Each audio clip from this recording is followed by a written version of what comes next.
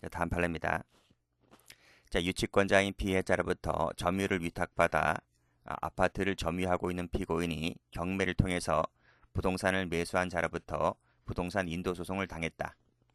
유치권자인 피해자는 아파트에서 사실상 피고인을 퇴거시킨 후에 유치물 위탁계약 해지 통지를 했다는 겁니다. 해지 통지 세무집계요.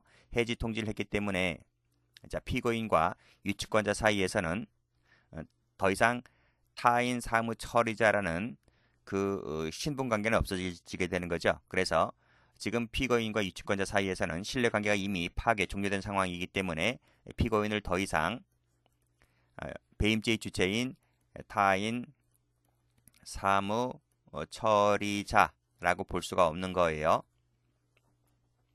자, 그 후에 피고인은 점유권원에 대한 항변을 하지 아니한 채 상대방의 주장을 그대로 인정한다는 취지로 진술하였고, 그래서 이것은 결국 유치권자에게 불리한 재판상의 자백을 하게 된 거죠. 자, 그래서 이 친구가 법정에서 상대방의 주장을 그대로 인정함으로써 유치권자에게 불리한 자백을 하게 된 것이 이 유치권자에 대한 업무상 배임이 될 수 있을까의 문제가 되는 것인데 안 되죠. 그렇죠? 제가 말씀드렸죠. 해지 통지를 하게 되는 순간 타인 사무 처리자라는 지위는 상실되었고 그 후에 상대방 주장을 그대로 인정한 것이 배임죄가 될 여지는 없는 것입니다.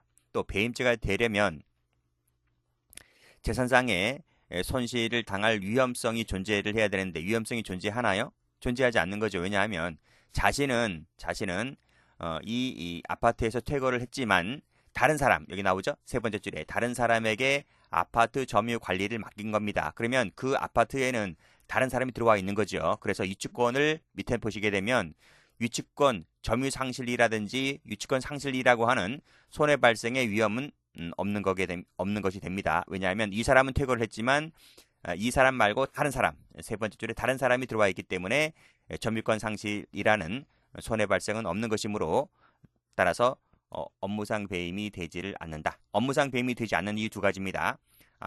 해지 통지를 받았기 때문에 타인 사무 처리자라는 지위는 없는 것이고 또 이 사람 말고 그 자리에는 다른 사람이 들어와 있기 때문에 점유권 상실도 아닌 것이므로 따라서 이 피고인이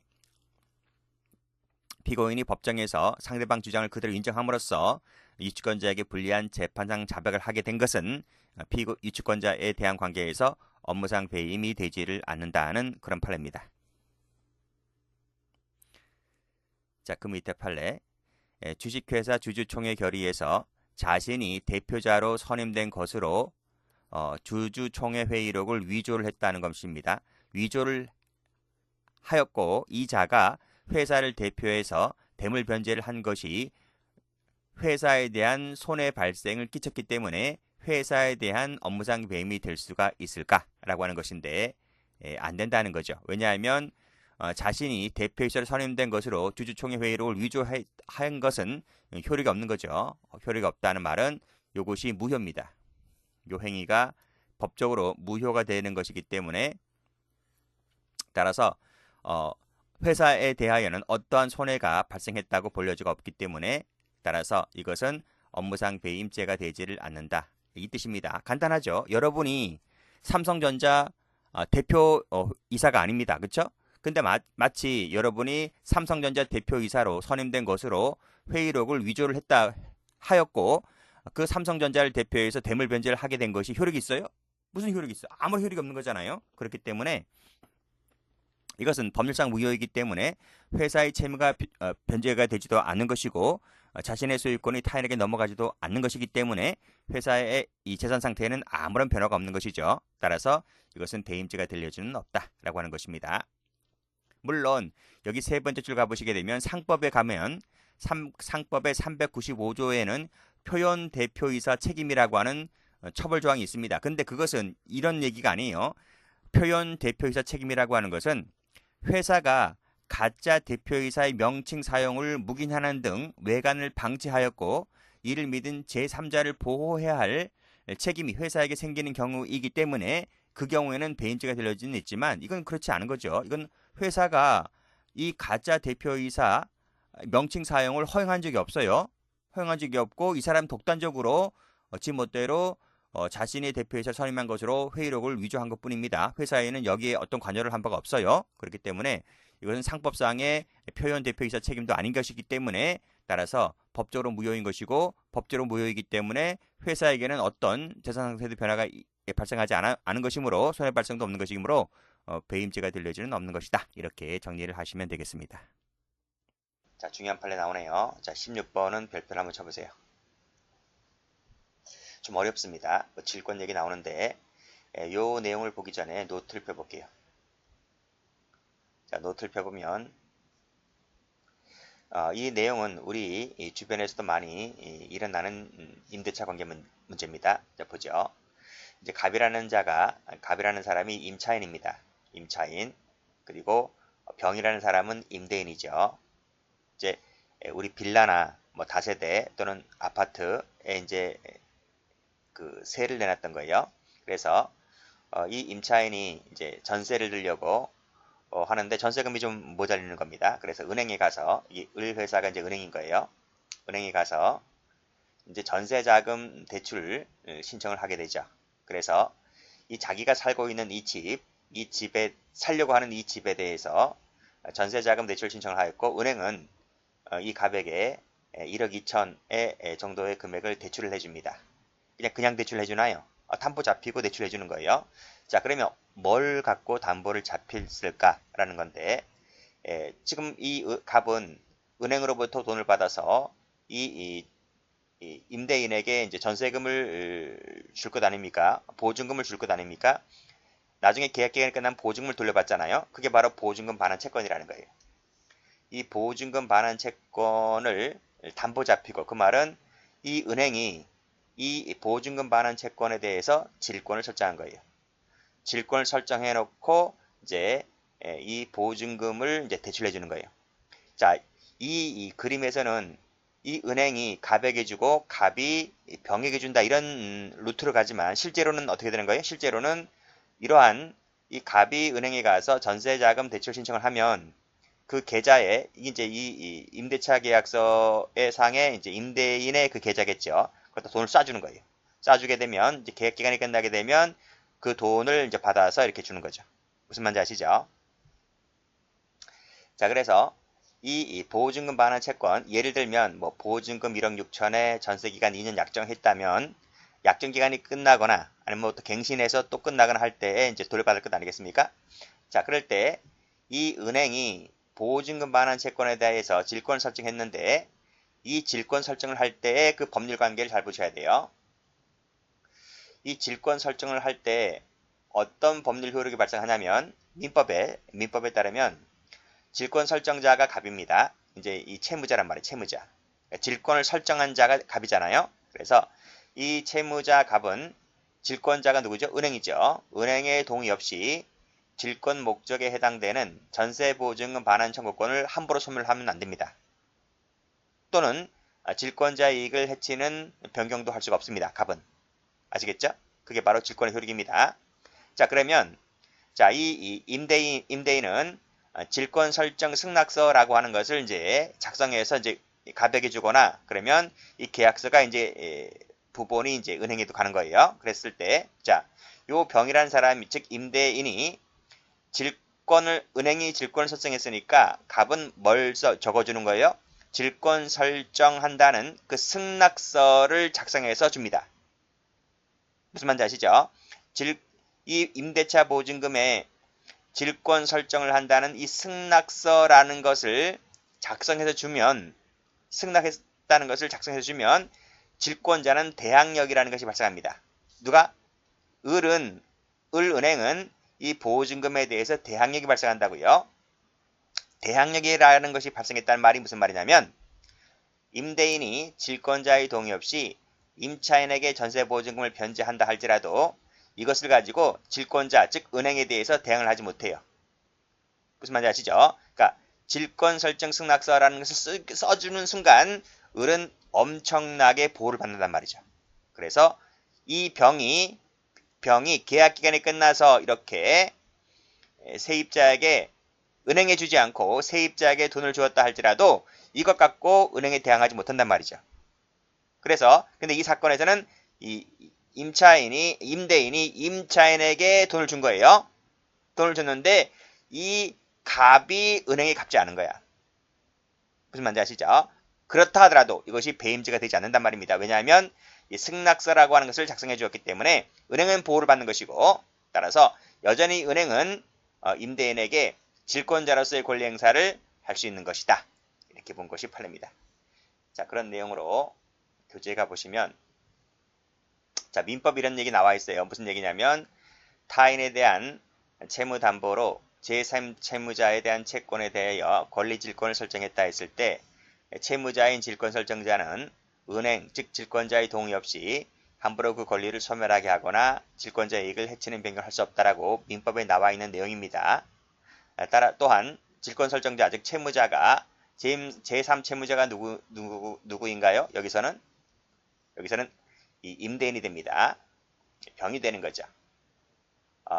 제3채무자에게 권리 설정의 사실을 통지하거나 또는 제3채무자가 이를 승낙을 했을 때에는, 여기서 통지했거나 승낙했을 때에는 제3채무자가 은행, 즉 질권자의 동의 없이 함부로 그 목적인 채무를 변제했다 할지라도 이 일을 갖고서 은행에게 대항할 수가 없는 것이다. 질권자는 여전히 건물주, 임대인에 대하여 직접 채무 변제를 청구하거나 공탁을 청구할 수도 있다. 이게 다 민법에 다 나오는 말입니다. 그래서 질권설정자, 즉 채무자가 질권 목적인 채권의 변제를 받았다 할지라도, 즉 여기서는 이 세입자가 임대인으로부터 이 보증금에 해당되는 돈을 받았다 할지라도, 그런 말입니다. 할지라도 이것만 갖고서는 배임죄가 되질 않는다. 왜냐하면 통지라든지 승낙을 받았기 때문에. 바로 이제 2번 가보죠. 자, 타인에 대한 채무 담보로 제3채무자에 대한 채권에 관하여 권리질권을 설정하였고, 질권 설정자가 제3채무자에게 질권 설정했다는 사실을 통지했거나 이를 승낙했다면, 원래 이제 실무에서 어떻게 됩니까? 실무에서는 이렇게 되는 거죠. 실무에서는 세입자가 이제 건물을 보러 다니겠죠. 그래서 이제 아파트라든지 다세대 그 주인 집에 가서 이제 건물을 볼 거예요. 보고 이제 전세 들어왔는데요. 그러면 이거 전세 자금 대출 되나요? 된다 그러죠, 건물주가. 그러면 이제 지정된 은행에 가가지고 이렇게 전세 자금 대출 신청받고 이런 내용의 절차를 통해서 다 하게 됩니다. 자, 그러니까 이 통지나 승낙이라고 하는 것이 바로 동시에 다 발생하는 거예요. 자, 질권 설정자가 질권자의 동의 없이 제3채무자에게서 그 질권 목적에 해당되는 그 보증금 있죠? 이 채권 변제를 받았다 할지라도 이를 갖고서 질권자 은행에 대항하지 못하기 때문에 질권자에게는 손해를 끼친 것이 아니다.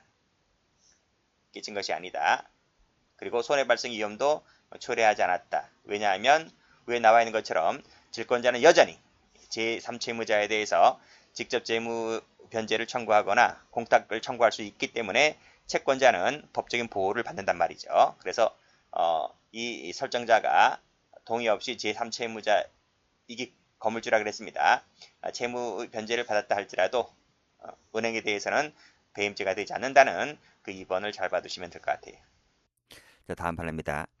자, 피고인은 사립대학교 총장 등으로 재직하던 중 구내 서점 운영, 임대료 관련 수익금을 법인회계 계좌로 받았다는 거죠. 이것이 이 사립대학교에 대한 업무상 배임이 될 수 있을까가 이제 문제가 됐던 거예요. 자, 이것이 업무상 배임이 되는지를 파악하려면 일단은 이 사립학교 회계 구조를 좀 살펴볼 필요가 있는데, 사립학교 회계 구조는 이원화되어 있습니다. 그 하나가 이제 교비회계가 있고요. 또 하나가 법인회계가 있습니다. 이 차이점이 뭐냐면, 이 교비회계라고 하는 것은 학생들로부터 등록금이나 수업료를 받잖아요. 그러면 등록금, 수업료를 받아서 학교 운영에 직접 필요한 자금을 대는 것이 교비회계 자금이고요. 법인회계라고 하는 것은 등록금, 수입료 말고 수업료 말고 학교 법인 자체가 수익을 올리는 것이 있습니다. 즉 수익사업 올려서 관련된 자금을 마련하는 것이 법인회계 자금인데, 그러면 이 사안에서 이 서점이잖아, 서점. 서점 관련된 임대료 관련 수익금은 어디로 돈을 받아야 돼요? 이 교비회계 계좌로 돈을 받아야 되는 것인데, 총장이 교비회계가 아닌 법인회계 계좌로 돈을 받았다는 것이죠. 이것이 이 학교법인의 손해가 납니까, 안 납니까? 학교법인은 하나잖아요. 그치? 학교법인은 하나입니다. 즉 왼쪽 주머니에 돈을 받든 오른쪽 주머니에 돈을 받든 돈을 받는 주체는 이 본인에 해당되는 학교법인일 수밖에 없는 것입니다. 그래서 학교법인은 실질적으로 손해가 난 것이 없어요. 어차피 그 돈도 전부 다 학교법인에 귀속되는 것이기 때문에, 따라서 학교법인에게는 손해가 날 일이 없다. 그래서 이 교비회계 자금으로 계좌를 받지 않고 법인회계 자금으로 돈을 받았다 할지라도 학교법인에게는 손해가 나지 않기 때문에, 따라서 업무상 배임죄가 되지를 않는다고 하는 것입니다. 만약에요, 이 사안을 좀 달리 해석을 해서 이 총장이 법인회계 계좌로 돈을 받은 것이 아니라 총장 개인 통장에 개인 계좌로 돈을 받았다면 그건 배임이 될 수가 있죠. 근데 그것이 아닌 법인회계라고 하는 또 다른 법인 내부 주머니에 넣은 것이기 때문에 이것은 학교법인에게는 손해가 나지 않기 때문에 배임죄가 되지를 않는다고 하는 그런 판례입니다. 최신 판례죠. 자, 그 다음 보시면, 자, 주주 평등의 원칙을 비롯하여 상법에서 정한 절차를 모두 준수를 했습니다.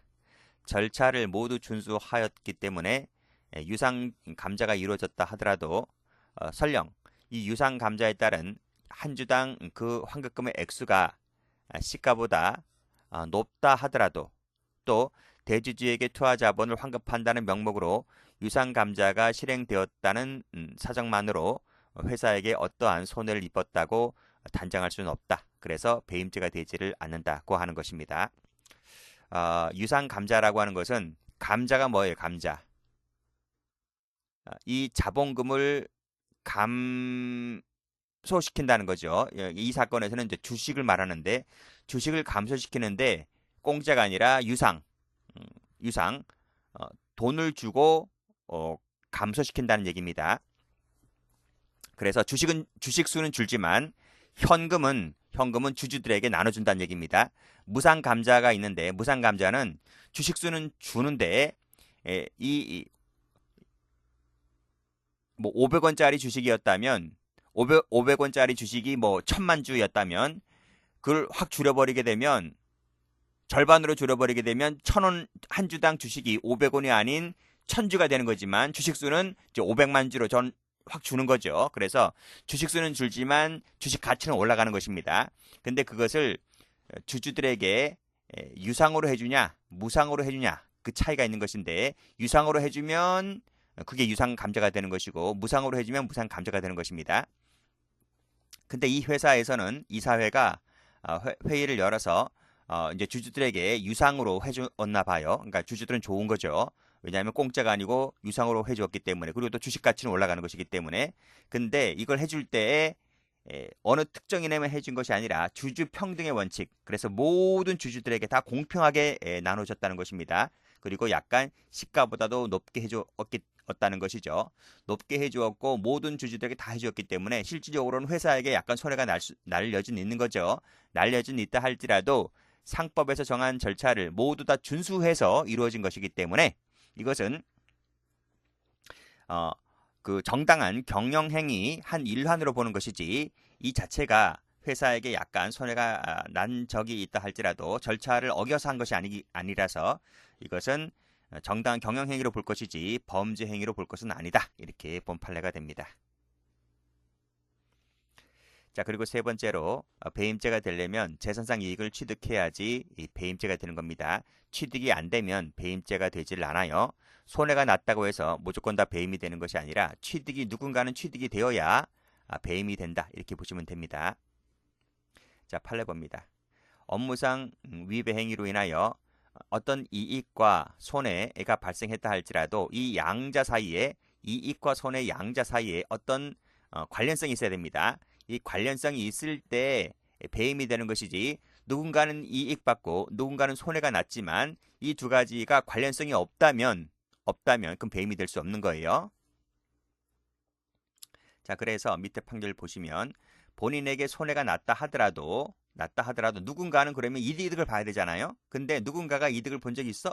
이득이 난 적이 없어요. 그랬다면 배임이 될 여지가 없다. 그런 내용의 판결입니다. 자, 관련 판례를 보시면 자, 여기서 자, 입주자 대표회의 회장이 날인을 거부함으로 인하여 자, 아파트 입주자들에게 연체료를 부담시킨 거예요. 자, 이것이 배임이 될 여지가 있을까의 문제인데, 그러면 이 아파트 그 열 사용 요금에 관련된 공급업체가 연체료를 받은 거잖아요.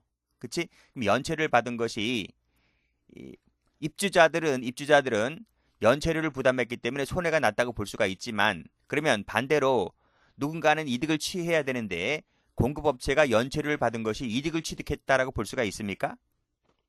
이는 이 공급업체가 연체료를 받은 것은 약정한 기간 내에 돈을 받지 못한 것에 대한 정당한 보상을 받은 것이지 부정한 이득을 취득한 건 아니거든요. 이게 부정한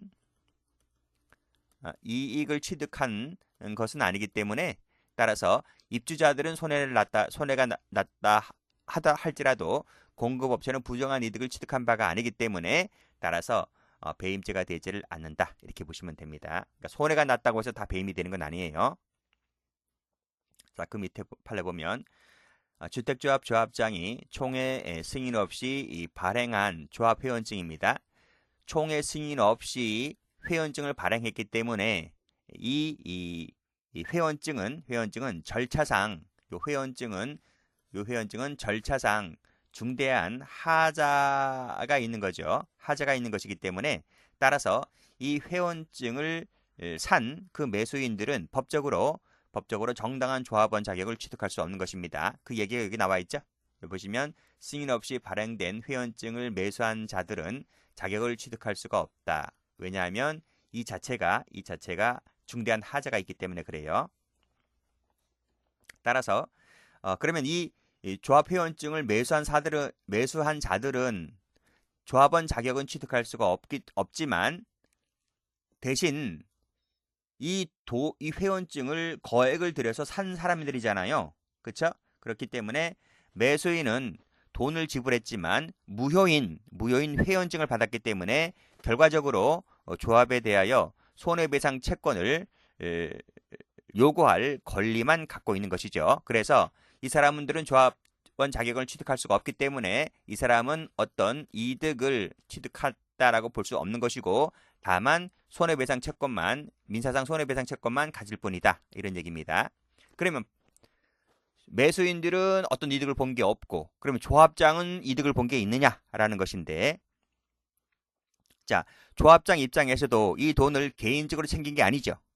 개인적으로 챙긴 게 아니라 기존 여기 보시면 조합 운영비로 사용했고, 그 회원증을 팔아서 그 채무 전액 변제에 충당했다. 어디에? 조합 운영비로 사용했기 때문에 결국은 이 조합장도 이득을 취득한 바가 없는 거죠. 그렇죠? 그러니까 여기 보시면 매수인도 자격을 취득하지 아니했기 때문에 어떤 이득을 본 게 없고, 조합장도 이 돈을 조합 운영비로 사용했기 때문에 조합장도 이득을 취한 바 없고, 그래서 어느 누구도 이득을 취득한 바가 없기 때문에, 따라서 누군가는 손해가 났을지 몰라도 이득을 취득한 자가 없기 때문에, 따라서 배임죄가 되지는 않는다. 이렇게 보시면 됩니다. 자, 그 밑에 판례. 자, 회사를 대표하여 기계 제작 설치 계약 이행에 관한 업무를 처리하던 사람이 고의로 의무를 이행하지 않아서 계약이 해제가 됐습니다. 그러면 상대방은 보험회사로부터 선급금 반환을 받은 거죠. 또 위약금 명목의 돈을 받은 것이 이 배임죄에서 말하는 이익 취득으로 볼 수 있느냐의 문제인데, 봐봐요. 고의로 이 사람이 의무를 이행하지 않아서 계약이 깨진 거예요. 깨졌으면 상대방은 선급금을 반환받겠죠. 이 선급금은 내가 낸 돈을 도로 찾아온 겁니다. 내가 자기 돈을 찾은 것이지 새로운 이득을 얻은 게 아니죠. 그리고 위약금이라고 하는 것은 상대방의 채무 불이행으로 인해서 손해를 배상받은 것이지 이 역시 마찬가지로 새로운 이득을 취득한 게 아닙니다. 그래서 이것은 뭐다?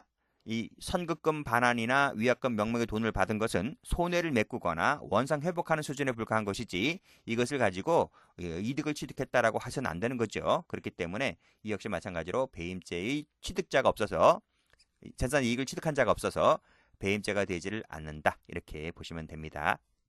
그래서 각각 색깔 칠해 드릴게요. 자, 연체료 부담시킨 부분, 그리고 조합 운영비로 사용한 부분, 이게 승인 없이 발행했기 때문에 이것은 무효이익이라서 매수인들 취득 아니고 조합장조 취득이 아니기 때문에 배임죄 안 된다는 논리 말씀드렸습니다. 그리고 계약이 고의로 해제가 되었기 때문에 상대방이 선급금 돈 받은 거, 내 돈 받은 겁니다. 위약금 명목의 돈을 받은 것은 상대방 채무 불이행으로 인해서 내가 돈 받은 것이지 이것을 이득 취득이라고 보아서는 안 된다는 것이죠.